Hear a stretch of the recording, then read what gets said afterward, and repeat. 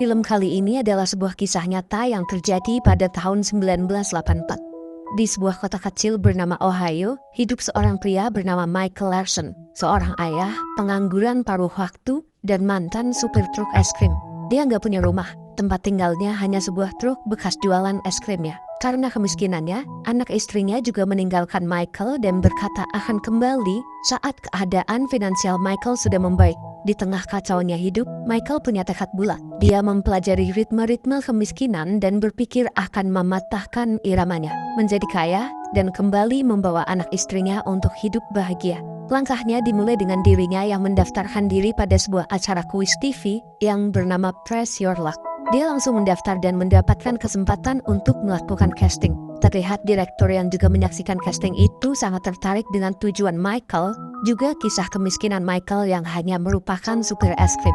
Si direktur juga sangat yakin bahwa kisah-kisah kemiskinan akan sangat mengangkat rating acaranya. Gak butuh waktu lama, Michael pun mendapat kesempatan sebagai peserta di acara itu dan Michael disuruh datang pada esok hari sebagai peserta. At 10 a.m. sharp. We'll see you tomorrow. Michael Larson. Singkatnya di esok pagi, Michael langsung membeli jas di toko baju bekas. Dia menjahit jas yang sedikit sobek, merapikan jenggot dan bersiap berangkat menjemput nasib baiknya.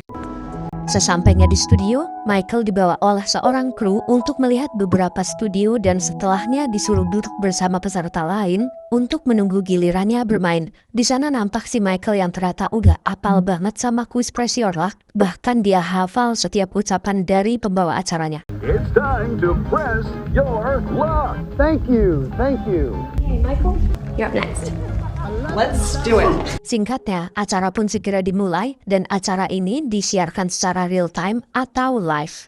Terlihat ada 3 peserta kuis termasuk Michael. Acaranya pun dimulai dan hostnya menjelaskan sistem permainannya. Permainan itu sangat simpel. Siapa yang bisa menjawab pertanyaan sederhana, maka dia berhak memencet sebuah mesin papan elektronik yang berisi berbagai hadiah. Peserta menekan tombol untuk menghentikan papan berputar secara acak. Jika berhenti di kotak hadiah, maka akan mendapatkan hadiah itu dan mempunyai hak untuk lanjut atau berhenti. Jika lanjut, maka bisa mendapatkan hadiah tambahan. Tapi jika kotak berhenti di sebuah gambar wami, maka semua hadiah yang terkumpul akan hangus. Sebelum memulai, nampak masing-masing peserta yang memperkenalkan diri mereka. Michael Larson. Welcome, Michael.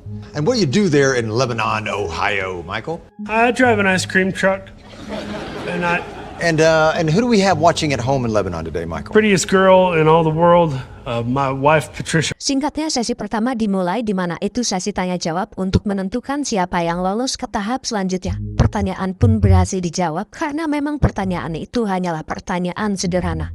Nampak ketiga peserta lolos dan sebelum babak berikutnya, break jeda iklan pun dilakukan. Di sana terlihat Michael yang meminta izin pada kru untuk meminjam telepon dengan alasan ingin menelpon anaknya. Tapi kru itu memberitahu bahwa setiap peserta yang sedang dalam permainan dilarang menggunakan ponsel. Oh, phones are prohibited during tapings. Akhirnya acara segera dimulai dan kini adalah sesi di mana peserta menekan tombol keberuntungan. Pada saat Michael mendapat giliran, dia menekan tombol dan kotak berhenti di angka $2.000. Michael pun bahagia dan kembali melanjutkan permainan. Pada pencetatan kedua, dia kembali mendapatkan $1.500, sehingga sekarang totalnya sudah $3.500. Makin merasa tertarik, Michael pun kembali memilih untuk melanjutkan permainan, walaupun dia tahu semuanya akan hangus jika mendapatkan gambar wamis. Tanpa ragu, Michael pun langsung melakukan pencetatan ketiga dan hasilnya...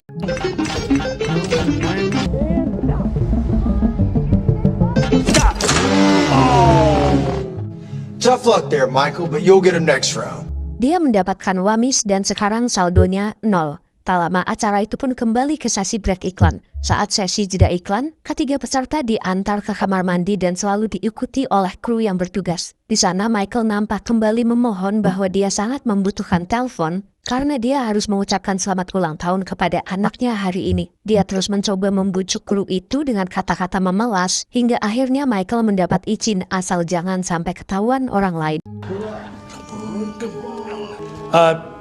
Hey, Hey, shit, fuck me. oh, Nampak percakapan yang kurang jelas di telepon dan kini acara kembali ke sesi 3 di mana setiap peserta mendapatkan kesempatan kedua. Pada kesempatan itu, Michael langsung melakukan tekanan dan kotak langsung berhenti di angka $4.000. loncatan selanjutnya $5.000, ketiga $4.000, bahkan keempatnya dia kembali beruntung dengan total $13.000 atau sudah setara 200 juta rupiah. Saat ditanya oleh host apakah Michael akan tetap melanjutkan, tanpa ragu Michael menjawab bahwa dia akan terus melanjutkannya. Stop! Stop! Stop! Stop! What do you want to do? Keep going, Peter. Thousands of the highest we've had, right?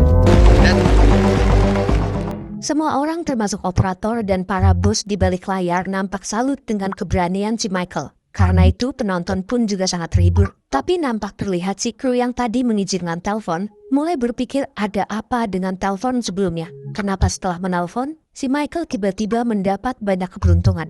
Tak lama kemudian, Michael terus melanjutkan permainan hingga pada saat yang terkumpul sudah $21.000. Wajah direktur di belakang layar mulai terlihat pucat bahkan panik dengan apa yang dilakukan Michael. Kok bisa si Michael bilang lanjut tanpa sedikit pun rasa takut di wajahnya? Bahkan saat hadiah sudah mencapai $24.000.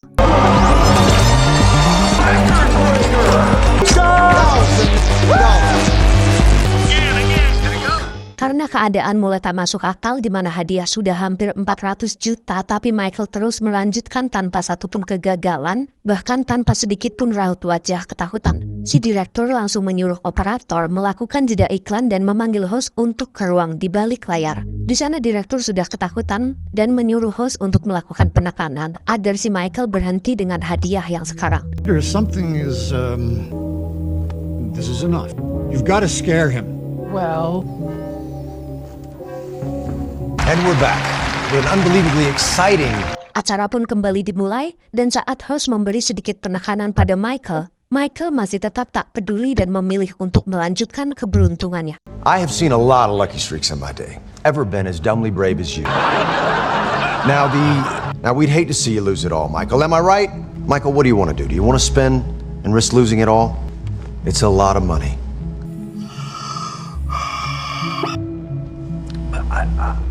Spin it to win it. I'm gonna go again. Permainan pun berlanjut dan hadiah yang didapat Mike terus bertambah. Direktur pun semakin panik dan curiga. Merasa ada yang gak beres, direktur langsung menyuruh salah satu kru yang bernama Chuck untuk mencari tahu siapa sebenarnya Michael ini. Chuck pun langsung menyelidiki mobil Michael. Di sana dia melihat hal aneh di mana terdapat tumpukan KTP palsu dan juga beberapa plat nomor. Chuck pun langsung membobol dan memasuki mobil itu. Lalu di dalam studio, operator mencurigai bahwa Michael tak bekerja sendirian. Nampak Michael yang memegang telinganya dan operator menganggap dia memakai sebuah earphone untuk melakukan kecurangan. Direktur pun kembali melakukan jeda iklan dan menyuruh orang make up ke sana, terus berpura-pura buat make up dan mengecek telinga Michael. Sorry about it, sweetheart. It's just a bit of a sweater. Nampak tukang rias itu tak menemukan apapun di telinganya. Dan di sisi lain, terlihat Chuck yang sudah berada di dalam ruangan dan membawa barang-barang yang mungkin bisa jadi petunjuk. Dia menelpon beberapa nomor HP yang tercatat di buku Michael, tapi ternyata isinya hanya orang-orang yang menagih hutang.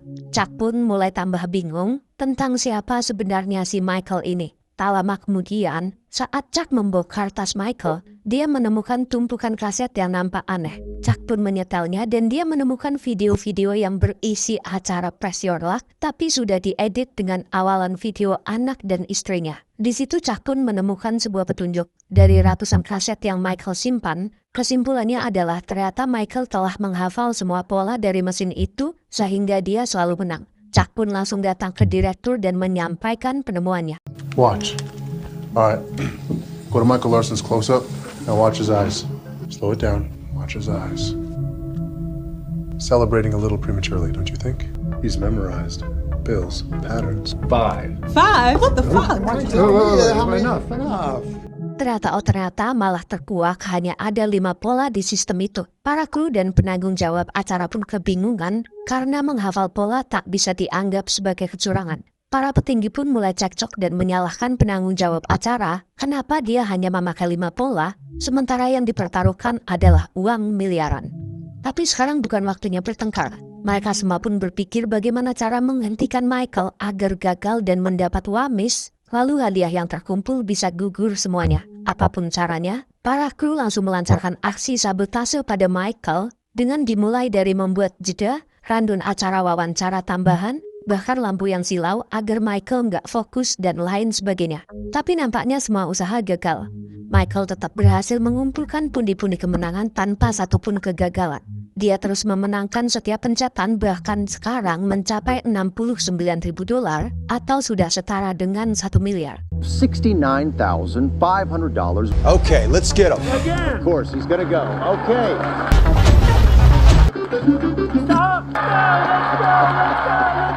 Tak lama kemudian, karena tak lama lagi Michael akan mencapai $110.000 di mana itu adalah hadiah puncaknya. Entah bagaimanapun caranya, direktur harus membuat Michael gagal. Direktur akhirnya memanggil seseorang yang bisa mengubah pola dari mesin itu. Tapi karena membutuhkan waktu yang cukup lama, mereka pun mengulur-ngulur acara dengan permainan tambahan. Para kru tiba-tiba melakukan panggilan telepon pada mantan istri Mike dan dibungkus sebagai kejutan untuk sang pemenang. Kru mendapatkan nomor istrinya dari nomor yang dia temukan di dalam mobil milik Michael. Niatnya para kru hanya untuk mengulur waktu, sementara pola disetting ulang. Tapi malah ternyata kejadian yang gak keduga terjadi. Bukannya bahagia, di telepon itu nampak istri Michael yang mengatakan dengan tegas bahwa Michael harus segera menandatangani surat perceraian. Bahkan istrinya juga menyatakan bahwa dia sudah mendapat pengganti Michael.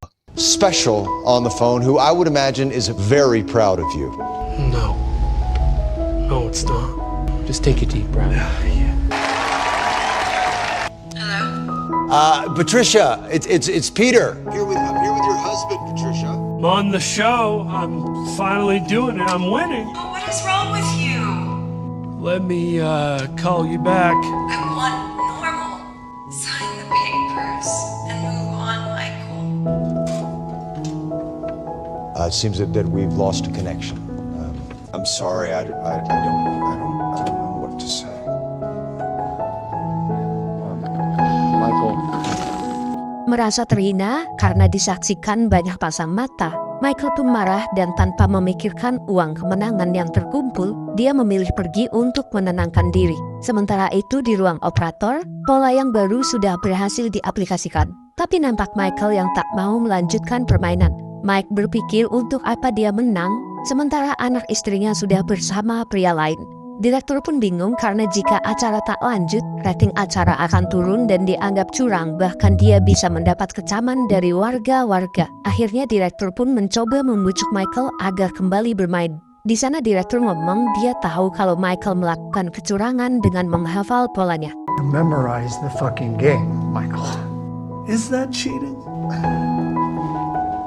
Apapun itu, direktur berkata bahwa Michael harus menyelesaikan acara agar dia bisa membawa hadiahnya pulang. Si direktur juga punya rencana bahwa jika Michael kembali melanjutkan permainan, sementara yang sekarang terpasang adalah pola yang baru yang tak diketahui oleh Michael, maka sudah pasti Michael akan mendapatkan jong dan semua kemenangan yang terkumpul akan hangus sehingga perusahaan tak jadi merugi. Singkatnya, Michael menerima bujukan itu dan kembali pada kuis yang sedang berlangsung. Okay, let's get into our places. Guys, the ice cream man is back.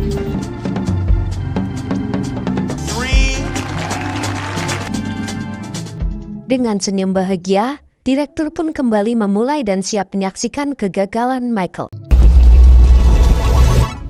With one spin still on the board. You know what? I think that I'm going to pass. Wow. Son of a bitch! Boom, semua kaget karena ternyata Michael lebih memilih berhenti dan merasa sudah cukup dengan total yang terkumpul sekarang. Para kru pun bingung gak bisa berbuat apapun. Akhirnya dengan cara yang lumayan licik, host itu memberitahu Michael karena ini sudah di tahap final, maka tak ada lagi kesempatan untuk berhenti. Michael harus menekan tombol itu sekali lagi untuk penentuan. Akhirnya mau tak mau, Michael terpaksa menurutinya dan apa yang akan terjadi? You have to spin it one final time. Just once. Just once. Michael, I'm gonna close my eyes.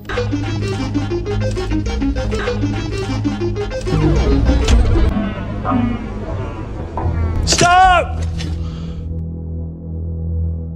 Apa hasilnya? Tiba-tiba film menampilkan gambar hitam dan pindah ke sisi lain, di mana anak dan istrinya sedang menyaksikan. Nampak istrinya yang tadinya tak mengetahui bahwa Michael sedang berada di acara kuis itu, tapi dia jadi tahu setelah mendapatkan telepon tadi, dan sekarang istrinya mulai menonton dan mengikuti acara itu. Istrinya sempat dimarahi oleh cowok barunya karena menonton Michael. Tapi setelah cowok itu pergi, dia kembali menyalakan TV dan menyaksikan Michael. Singkatnya, adegan pun menunjukkan sebuah layar TV di mana terlihat host acara memberikan selamat atas keberhasilan Michael mencapai hadiah puncak. Walaupun mesin sudah diterapkan dengan pola yang baru, keberuntungan tak bisa menghindar dari Michael. Well, you got your church van, Zed, but let me ask you. Luckiest man in America. What are you going to do, Michael? I don't know. We'll see. Di percakapan itu, Michael agak sedikit berbeda. Pada saat acara pertama kuis, Michael mengatakan bahwa dia akan membahagiakan anak istri dengan kemenangannya. Tapi sekarang jawabannya beda, dan dia menjawab tak tahu akan digunakan untuk apa uang itu. Mendengar jawaban itu, istrinya pun langsung memberi ekspresi yang kayak gimana gitu.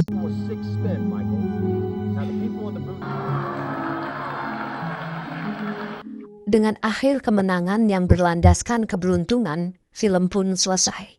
Terus apa yang bisa diambil dari film ini?